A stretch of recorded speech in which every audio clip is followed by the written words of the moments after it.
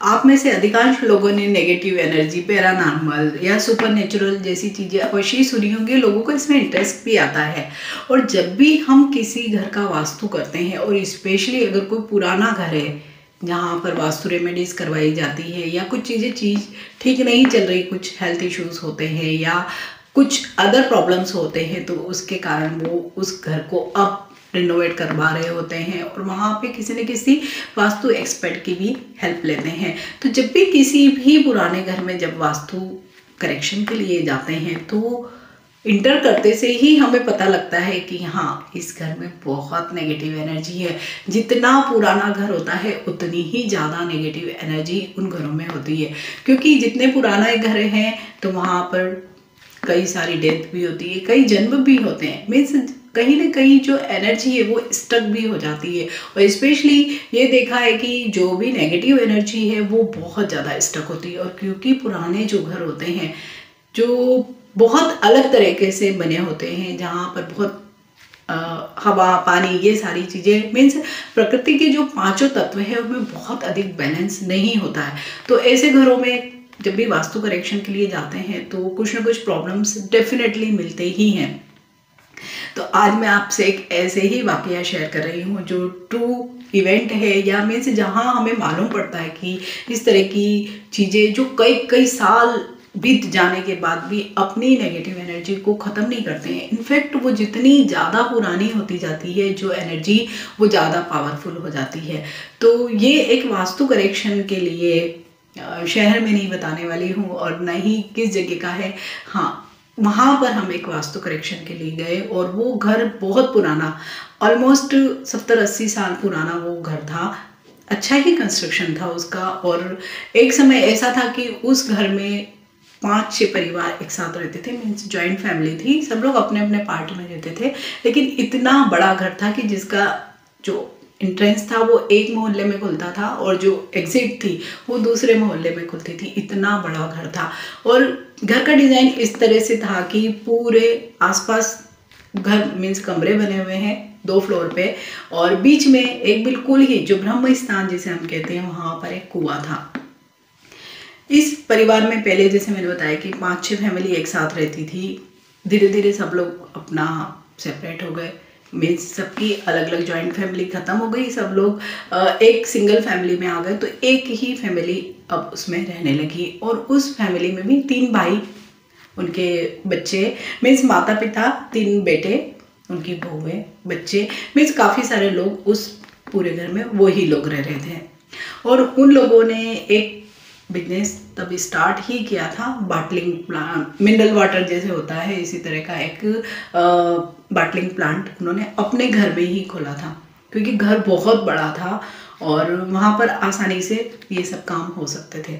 और सबसे बड़ी बात, जो अगर कोई भी वाटर से रिलेटेड या बाटलिंग प्लांट से रिलेटेड जो चीज़ चाहिए, जो मेन रॉ मटेरियल जिसे हम कहते हैं, तो वो पानी उनके घर का जो जैसे मैंने बताया कि ब्रह्म स्थान में कुआं था, वहीं पे था और वही मेन सोर्स था। और उसमें अच्छा खासा बहुत अच्छा पानी था और कई कई सालों से पूरी फैमिली उसी पे डिपेंडेंट थी। मीन्स पानी का मेन सोर्स वो कुआं ही था। हालांकि जब लाइंस लग गई जैसे म्यूनिसिपल कॉरपोरेशन की तरफ से, तो उन्होंने दूसरी लाइन भी ली, लेकिन अभी भी जो मेन सोर्स था और स्पेशली जो उनका बिजनेस बेस्ड था इसी कुएं पर ही आधारित था। मीन्स इसी कुएं के कारण ही उन्होंने ये वाला ही बिजनेस स्टार्ट किया कि पानी तो हमें कहीं से लेना नहीं होगा, यहीं से पानी लेंगे, इसे जो भी प्योरीफाई करेंगे और देन इसको, मीन्स आरओ वाटर का उनका प्लांट था, वो ऐसा ही प्लान था। तो वहाँ पर उन लोगों को जब ये इन्होंने चालू किया बाटलिंग वाटर का, तो उसके बाद बहुत ज़्यादा ऑब्स्टिकल्स आ रहे थे कि बहुत जल्दी जल्दी उनकी मशीनरीज ख़राब हो जाती थी, बंद हो जाती थी। कुएं में जो, क्योंकि कुआं बहुत गहरा था तो वहाँ पे पानी निकालने के लिए उसमें मोटर लगी थी, तो वो मोटर हर हफ्ते में ही एक बार ख़राब हो रही थी। ऐसा पहले कभी भी नहीं होता था, लेकिन अब कुछ महीनों से, हालांकि जो ये इन्होंने बिजनेस शुरू किया उसके पहले से ही कुछ ना कुछ प्रॉब्लम्स आने लगे थे जो बहुत ज़्यादा नोटिसेबल नहीं थे, लेकिन अब बहुत ज़्यादा प्रॉब्लम्स नोटिस में आने लगे। कई लोगों की हेल्थ भी बहुत ख़राब हो रही। मीन्स जैसे कुछ भी नेगेटिव एनर्जी होती है तो वो एकदम तो नहीं दिखाई देती, और क्योंकि इतनी एब्स्ट्रैक्ट होती है तो किसी फॉर्म में नहीं दिखती है। वो या तो हेल्थ खराब होगी, आपके काम बिगड़ेंगे, लड़ाई झगड़े होंगे, इस तरह की चीज़ों के थ्रू ही दिखाई देती है। तो जब हमने भी वहाँ पर इंटर किया, मैंने और मेरी टीम ने, तो हम जैसे ही इंटर किया तो वेंटिलेशन बहुत अच्छा नहीं था, लग रहा था कि कुछ ना कुछ प्रॉब्लम है। पूरा ही घर घूमने के बाद लगा कि सच बहुत मेजर प्रॉब्लम तो नहीं है। और क्योंकि ये ज़रूर पता लग गया था कि क्योंकि पुराना घर है और इतने सारी फैमिलीज के इतने 5-6 किचन थे, तो वास्तु सम्मत तो हो ही नहीं सकते हैं कि पर्टिकुलर ये डायरेक्शन में किचन होना, यहाँ पे वॉशरूम होना, ऐसा कुछ भी नहीं था। फिर भी बहुत मेजर इश्यूज नहीं दिख रहे थे और ना ही कोई इतनी बहुत भारी नेगेटिव एनर्जी वहाँ पे कहीं पे लग रही थी। लेकिन हाँ, कुआं जैसे मैंने बताया कि वो बिल्कुल ही ब्रह्म स्थान पे, जैसे आपने इंटर किया, कमरों के सेट आए, उसके बाद में कुआं, देन फिर एक लॉबी जैसा, फिर पीछे कमरों के सेट में हर तरफ कमरे बने हुए, बीच में कुआं था। और जो ऊपर फर्स्ट फ्लोर था, उनकी जो बालकनी थी वो कुएं के लगभग साइड में ऊपर से झुलती हुई थी।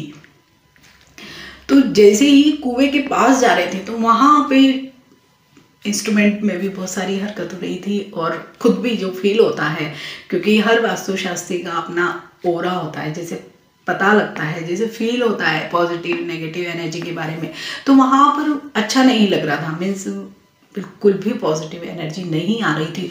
और जितनी बार, क्योंकि अगर पीछे जाना है तो कुएं वाला जो रास्ता है वो आपको क्रॉस करना ही होगा, वहाँ पर जब भी गुजर रहे थे तो बहुत अनईजी लग रहा था, बार बार वहीं पे प्रॉब्लम लग रही थी। और अंत में जब पूरे घर का 2-3 दिन का हमारा सर्वे था ये, तो उसमें वहीं पे सबसे ज़्यादा ऑब्स्टिकल्स या प्रॉब्लम्स नेगेटिव एनर्जी का वहीं पे स्टक कुछ ना कुछ प्रॉब्लम लगा। उन लोगों ने ऐसा कोई ऐसी बात नहीं बताई थी, लेकिन जब शाम को हमारा पूरा ही दिन भर का काम ख़त्म हो गया, क्योंकि घर काफ़ी बड़ा था, उसमें 18 कमरे थे टोटल, और ऊपर नीचे दोनों मिला के ही किचन भी थे, कई वॉशरूम थे, क्योंकि इतनी 5-6 फैमिली रहती थी तो बहुत बड़ा सेटअप ही था। फिर जब शाम को उन लोगों को बताया कि ये यहाँ पे करेक्शन हो सकते हैं, कुछ वॉशरूम जो बहुत ही गलत डायरेक्शन में थे, नॉर्थ ईस्ट में थे, तो उनको ज़रूर हमने सजेस्ट किया कि ये इनको मतलब डिमोलिश करना चाहिए अगर यूज़ भी नहीं हो रहे हैं तो। प्लस एक जो सबसे बड़ा जो पॉइंट था जो मैंने उनसे शेयर किया कि हो ना हो आपका जो ये पानी का ही बिजनेस है, और सबसे ज़्यादा प्रॉब्लम भी आपको यही पानी से रिलेटेड चीज़ों में ही आ रही है कि आपकी बार बार जो कुएं में मोटर डली है वो बार बार ख़राब हो जाती है। तो प्रॉब्लम आपकी सबसे ज़्यादा कुएं के पास ही है। तो आपका कोई पास में कोई कुएं से रिलेटेड कोई ना कोई इंसिडेंट तो अवश्य ही हुआ होगा, क्योंकि वहाँ पे नेगेटिव एनर्जी बहुत फील हो रही है। तब उन्होंने शेयर किया कि हाँ, कुएं में उनके ही कोई एक दूर के रिश्तेदार थे और उनका बच्चा बालकनी में खेल रहा था, और वहीं जैसे मैंने बताया कि जो बालकनी ऊपर वाली जो फर्स्ट फ्लोर की थी वो इतनी आगे निकली हुई थी कि वो कुएं के आसपास नीचे तक आ जाती थी।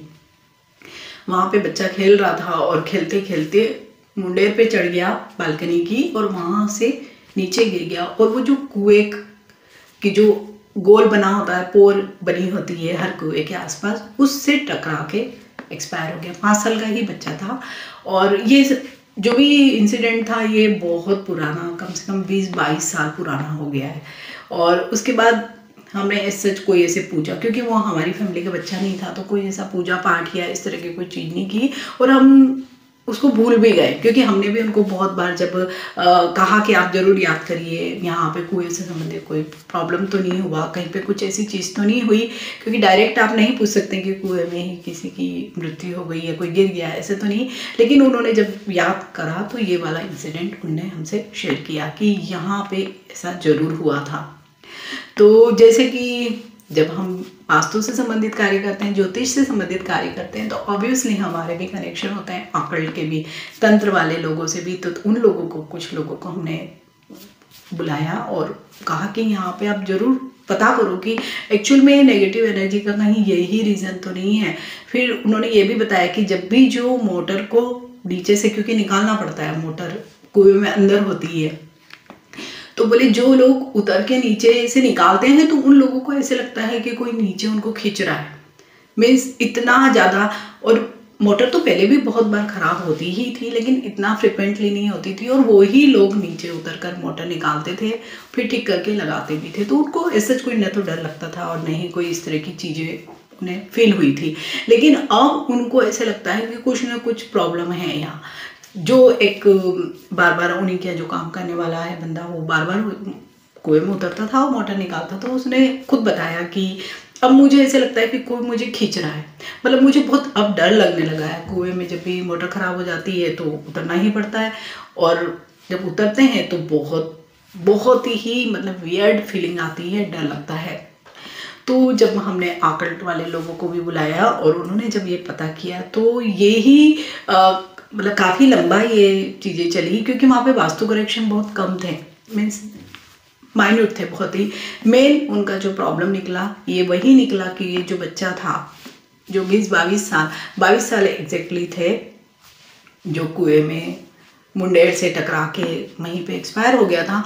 तो अब जो उसका जो भी फॉर्म है, जो बॉडी है, जो भी उसकी मीन्स जो आत्मा है, वो अब एक यंग लड़के की आत्मा हो गई। मीन्स 27-28 साल का वो यूथ हो गया है, वो बहुत एनर्जी वाला हो गया है, मीन्स बहुत पावरफुल हो गया है। जो भी उसकी नेगेटिव एनर्जी है तो उसमें बहुत पावर हो गया। और जब हमने तंत्र वाले लोगों ने जब पूरा प्रोसेस किया, उसमें ही उनको पता लगा कि अब वो मीन्स वो नाराज भी है, क्योंकि उसके लिए इस घर में ऐसे कुछ भी कोई भी पूजा पाठ या कोई चीज़ें नहीं हुई। मीन्स बहुत ही अतृप्त सा ही है, और नहीं उसके पेरेंट्स को भी अभी तक याद भी था कि वहाँ इतने साल पुराना कोई इंसिडेंट भी हुआ था। मीन्स सारे लोग उसको सच भूल ही चुके थे। तो उसका बस पूरे प्रोसेस के दौरान जो जो भी चीज़ें उसने कही कि मुझे ये चीज़ें चाहिए, और काफ़ी लंबा 3-4 महीने का ये एक पीरियड रहा, जिसमें उसकी ही जो भी अतृप्त आत्मा थी, जो जो उसने डिमांड करे थे, जो जो चीज़ें की कि किस तरह से मेरी आत्मा को शांति मिले, और वो सारे ही उन लोगों ने, तांत्रिक लोगों ने करवाए। और उसके बाद अभी हम क्योंकि इस इंसिडेंट को भी 2 साल के करीब हो गए हैं, तो अब उनका जो भी बाटलिंग प्लांट है ठीक ठाक चल रहा है। ऐसा कोई बार बार मोटर ख़राब नहीं हो रही है, और ना ही किसी को इस तरह की कोई वियर्ड फीलिंग आ रही है, ना कुएं के पास या कुएं के आसपास या वैसे भी।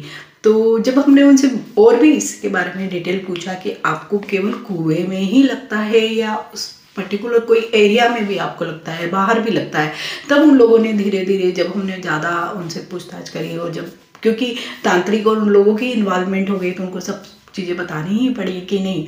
जब भी उस पूरे ही लॉबी को, क्योंकि आगे कमरे, फिर लॉबी, कुआं, फिर लॉबी, फिर कमरे, इस तरह का जो सेटअप था, तो बोले वहाँ पे पास करने में हम लोगों को बहुत फील होता था कि कोई ना कोई की प्रेजेंस है। और घर के ही कुछ मेंबर्स को कभी कभी कुछ चीज़ें दिखाई भी दी थी साए के रूप में, या मतलब कुछ ना कुछ उन लोगों ने अवश्य ही वहाँ पे फील किया था। और कई बच्चों ने, जैसे घर के बच्चों ने बताया कि पर्टिकुलर उस लॉबी को जब वो क्रॉस करते थे, अगर आगे से पीछे जाना है, तो उन लोगों को बहुत डर लगता था। मीन्स एटलीस्ट वो कुछ बच्चे बता रहे थे कि हम वहाँ से दौड़ कर ही जाते थे, हमको इतना डर लगता था। और क्योंकि सारी, जब भी हम सुपर नेचुरल या पैरानॉर्मल की बातें करते हैं, नेगेटिव एनर्जी की बातें करते हैं, तो वो इतनी एब्स्ट्रैक्ट होती है कि जब हम किसी से शेयर करते हैं तो ज़्यादातर तो दूसरे लोग मानते ही नहीं। तो बच्चों का भी यही कहना था कि हमने अपने पेरेंट्स को बताया तो किसी ने माना ही नहीं कि हाँ यहाँ पे कुछ डर लगता है या इस तरह की चीज़ें होती है। तो हर जगह, हर घर में, और स्पेशली जो बहुत पुराने घर होते हैं, वहाँ नेगेटिव एनर्जी डेफिनेटली होती है। तो इस तरह की कोई भी इंसिडेंट होता है तो आपको अवश्य ही पूजा पाठ या जो जो भी रिचुअल्स होते हैं वो अवश्य ही करवाने चाहिए। तो वास्तु में ऐसा पैरानॉर्मल या सुपर नेचुरल चीज़ों से लड़ने की ताकत नहीं होती, बस केवल फील होता है कि हाँ यहाँ पर कुछ न कुछ नेगेटिव एनर्जी है। अंत में हमको जो मदद लेनी पड़ती है वो तंत्र की ही लेनी पड़ती है, और वो ही लोग उसको कर सकते हैं, और जो लोग बहुत पावरफुल होते हैं वही लोग कर सकते हैं। तो ऐसे ही कोई कोई अदर इंसिडेंट्स या अनुभव मेरे जो वास्तु से संबंधित हुए हैं, कई घरों में जाते हैं तो, और स्पेशली पुराने घरों में डेफिनेटली इस तरह की चीज़ें मिलती ही है, आपसे शेयर करूँगी। अगर अच्छा लगता है और आपका भी कोई ऐसा इंसिडेंट हुआ है तो आप मुझे ज़रूर मेरे मेल आईडी या मेरे फ़ोन नंबर पर शेयर कर सकते हैं। तो मैं आपका एज ए पॉडकास्ट ज़रूर शेयर करूँगी। Stay healthy, stay blessed. Thank you for watching. Bye.